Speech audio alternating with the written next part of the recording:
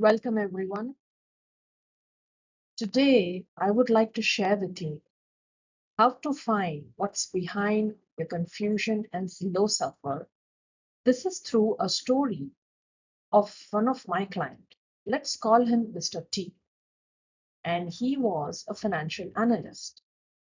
My intention of sharing this is to help you understand that when you sign up for life coaching, what methods I, as a coach, would apply so that you gain a perspective.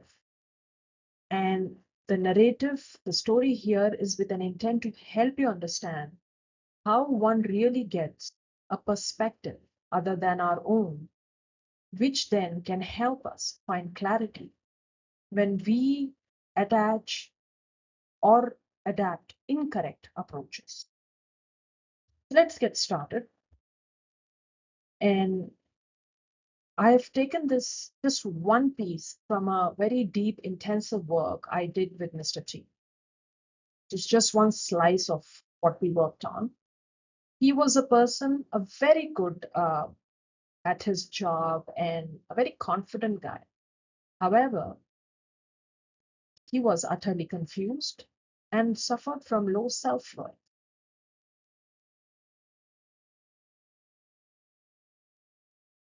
In a nutshell, this was the very common state of mind that Mr. T would usually be in. He was annoyed, dissatisfied, utterly confused, anxious, and stressful.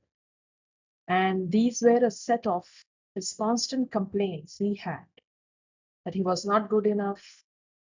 He never thought he deserved this, or he always used to tell his own self that I'm confused. Now, what I really want to bring to your attention here is first, none in his family nor in his friend circle knew these were his constant complaint. And it is very natural because I guess most of us may have these complaints, and most of us may also have these kind of emotional state of minds where we are annoyed with things in our life, we are dissatisfied, but on our face value, we might never share this with anyone, nor with our colleagues, uh, neither with our friends or even our partners, because there's somewhere this very habit of either seeking support or sharing things is not what we have learned. So, this is a very common and a normal state of mind that most of us carry, just like Mr. T, and something which is hidden from the whole world that we, irrespective of whoever we all belong to. So, it's something we just keep it to ourselves. And this constant complaint is an example of the self talk we usually have with ourselves. If we are very similar to the way Mr. T is, keeping things to oneself and feeling this way. Now, in this, as I mentioned earlier, what I'm sharing with you here today is just a slice from the deep work we did together. And I have helped and assisted Mr. T through a perspective by adapting a technique using this metaphor of holding mirror. Most of life coaches, and if you have ever signed up for one, will help you do this. And in fact, it's a very common method we all engage in and follow through. This is where basically it's a metaphor, like where we hold a mirror, but it's about the essence of it is it's about helping people get a bit to know their own self at a deeper level, because this is our inner world, and the more we know our inner selves at a deeper level, the better it gets, the clearer it becomes, and we are way more equipped to deal with the external world. So this is one of the very, very phenomenal and profound thing we usually carry on in our coaching. And I did the same with Mr. P. helping him not just with the perspective, but this deeper dive into his own inner self. So when Mr. T was very confused, distressed, emotionally distressed, and anxious, and constantly having a low self worth, it was not obvious to the world, but to his own self. And he stayed in this for such a long time that he ultimately was actually getting to believe that he does not belong anywhere. He was lacking in confidence. And here's where the trouble started. So I asked him, while we were working on several other things, could you help me understand what is it that is a trigger? Like, where does it really start when you feel you're not good enough and you feel confused, or you feel, who are you? I mean, you keep questioning your worth. So he just mentioned to me that he would look at social media, and this was the trigger. So he happened to see his old alumni friends, their pictures with their families, everyone having a gala time. And then he looked at his colleagues with their some recent, somebody has purchased a car, somebody has bought a house, someone got promoted, someone is earning so much, or somebody's on a holiday trip, whatever the case may be. This is a very common feed we all constantly are exposed to on social media. So T was no exception, and he was constantly uh, so soaking up everything he found on social media that he started to believe that his comparison was correct. And then eventually, because his life was just one piece from the entire social media, he kind of started to develop beliefs and thoughts that he was the only miserable soul on planet Earth, and that everyone was having a gala time, everyone was in the best of everything, and so on and so forth.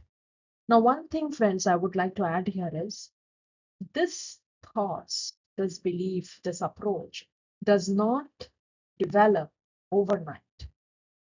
It takes months and years of constantly feeding our mind with this constant comparison. So when I asked Mr. T the trigger and he spoke about the social media, we also learned that Mr. T was addicted to the social media platforms, and he would spend most of his time uh, watching, comparing, evaluating. He was good with his job, but uh, way back in his young years, he was an avid reader, but he was no longer any of that. He was so engulfed in this world of social media and the comparison that after a certain period, it was not just that he was constantly comparing, he had developed solid negative beliefs about his own self-worth in comparison to set of people he would follow. Now, friends, this is a very common scenario we are not being aware of, but over a period of time, what we constantly feed our mind is where our subconscious mind is writing a script. And the self-talk we have with ourselves by a constant comparison with people who influence us or people we follow, we are unconsciously scripting through in our subconscious mind how unworthy or whatever we are in comparison to XYZ that we are doing on a constant basis. This might sound something we do it on a regular day, but it has a long-term consequences. So I would urge, just like as I had assisted Mr. T with a perspective, to any one of you who are into similar habits or similar constant comparison, to stop it right away and For that, let's go ahead and see how Mr. T got his perspective. So I asked him, which I'm not putting it up here, but I gave Mr. T some self-evaluation questions. It was a work of 2 weeks, and he really worked on that part. And then in one of our sessions, I asked Mr. T, I said, T, if you do your inner self-evaluation basis on the assignment I gave you, the score out of 100, you've given yourself a 40. And when I asked him to evaluate the social media and the people he followed, to how much does or what worth he attached to whatever he has seen, their cars or happiness or spouse, partners, attraction, or travel, whatever. I said include everything and give a score. So this SN stands for social media evaluation, and he gave a score of 10 because he said it's just on the face value. This much I know that, that's all. So then now I asked him, now let's compare your inner self, that too, which is your own self. All you know is only at 40 in comparison to out of 100. And when we do this versus social media evaluation, like people you are so constantly following, how much do you really know them? And your response is just 10. 10 is to 100. So now tell me, how correct is this approach where your own self, you are aware of just around 40% and social media is just 10%? How much do you really think this is a right way to compare now that you're a financial analyst and most of your job is into the analytical part where you might analyze some financial figures, numbers, ratios, and derived at some insights? So can you just keep those complex things aside and just do a simple math here and compare the 40 is to 10, which is, are you really comparing two things which are of equal value? Not just that, social media is just one part where we are not even aware of these people, their life, forget the inner self. We don't even know them, even on the face value, except that we see their attires or their views or their face, and that's it. And finally, on the fact that at least you know 40% of yourself, while there are assumptions which you are holding about the social media and the people you follow. Through this, when we did this at a very, very extensive level, is when Mr. Tree realized his incorrect approach and his constantly following the wrong things in comparison. So then I said, okay, now let's turn to and let's reflect a bit. So we came up with the same, his constant complaints. I said, keep this here. Now tell me, what lessons have you learned? When you have the analysis in front of you, what are your learnings here? And this in head and on paper, I said in head, meaning we constantly look at things in our external environment and keep making comparisons. But when you really write it on paper, you get that clarity that what is it we are even comparing things to? And is it worth it? Or is it a correct approach? And if this is the approach, an incorrect approach we are following, is it then okay to attach our self-worth to it and ruin ourselves of our own potential and confidence, which is almost very much there? Just that we are so carried away by the external uh, attractions and our own incorrect analysis of it that we just sit and constantly get into this complaint mode. I left Mr. T with these learnings and his own insights, gave him a break for a week, and asked him to come back to me, sharing what he now thinks. Post which he had a major transformation. Well, I can't divulge more details on that part because there are many other things we together worked on. But presently, today, he's still my client. He's on a journey of personal growth and transformation, which is an ongoing thing. Just like we don't really get addicted to social media overnight or to our thoughts or incorrect approaches. Our personal growth and transformation also takes time.